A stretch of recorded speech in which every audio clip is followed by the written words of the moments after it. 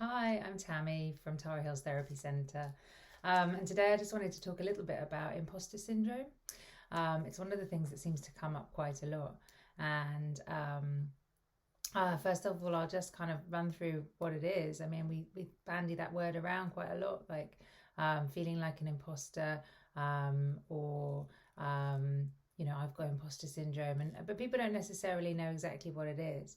And basically, it is that feeling when you feel like you're a fraud, like you're going to get caught out any minute, and that no matter what you do, it's never going to be good enough. Um, and People genuinely, no matter how successful they are, they can suffer from this, and they can appear outwardly to have everything, to be winning at life, to be really succeeding. It's one of the features of the syndrome, is that you can seem outwardly like you're really flying high, but inwardly you just constantly worried, nervous, anxious, feeling like you're just going to get caught out at any time. Somebody's going to question you. They're going to find out that actually you're just winging it and you're a fraud.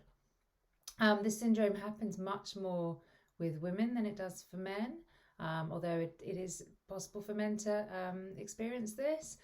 Many men do, but it tends to be a little bit more for women. And basically, it comes about from a kind of negative loop loop cycle in your head. So you get into this kind of negativity around, perhaps you've had some success in your life, but you don't attribute it to your own natural talents. So what might happen, for example, is you succeed in something, but you think, well, that was only because I worked really hard. Like maybe you worked all weekend on a project, and yeah, it did work out, but that's because you worked really hard. So then you're in this kind of negative cycle where you can't attribute that success to your own natural talents. You think it's just because you worked really hard. And what that does then is it gets this kind of negative spiral loop where you don't feel like you deserve the success, and you feel like you have to work for every little bit of success. So in order to get success in your mind, in order to get success, you feel like you're just going to have to work and outperform. And this is why it really is common amongst those people who you might think of as, super women, who just do everything. Like they're constantly on the go, they're constantly working. And it's this part of the syndrome is feeling that you just have to kind of overwork, overperform, because that's the only way in which you can naturally succeed. Like you're not gonna succeed from your own talents, and that's part of the negative spiral. The other aspect of the spiral is that you can feel like that success is due to just luck, like you were just lucky. And if you start feeling like it was just luck and not talent, then you get constantly worried that your luck's going to run out, and that's where people are going to discover you. So this kind of negative loop spiral is built and goes round and round in your own head. The good news is you can do something about it. It's not something that's completely there forever. Particularly if you recognize it in yourself, you can take the steps to break free of that negative loop.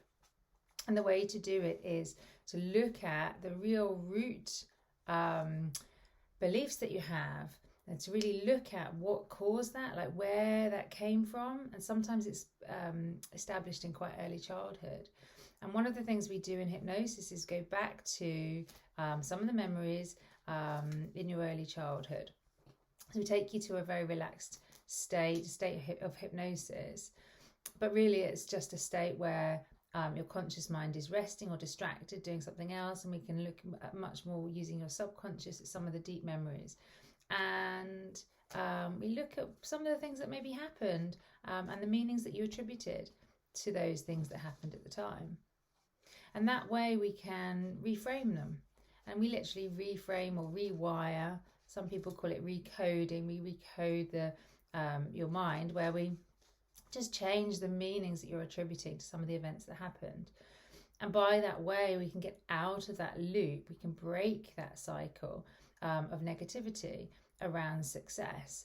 And you can start seeing that actually you're not an imposter. You are genuinely talented, and we can all learn. There's always more that we can do, but that it doesn't necessarily have to involve this kind of negative imposter syndrome. You can break free of feeling like you're a fraud, and you can break free of that kind of constant worry and fear that you're going to get caught out, and get rid of the anxiety and the kind of self-hate, like reducing, rejecting your own worth. We can get rid of all of that, and just be at a place of calm and peace from looking really at those early things that happen to you, and recoding and rewiring them in your mind. So that's a little bit about imposter syndrome. I've put some more onto my blog, and that's on the website, at tarahillstherapy.com. And I wish you all a wonderful day.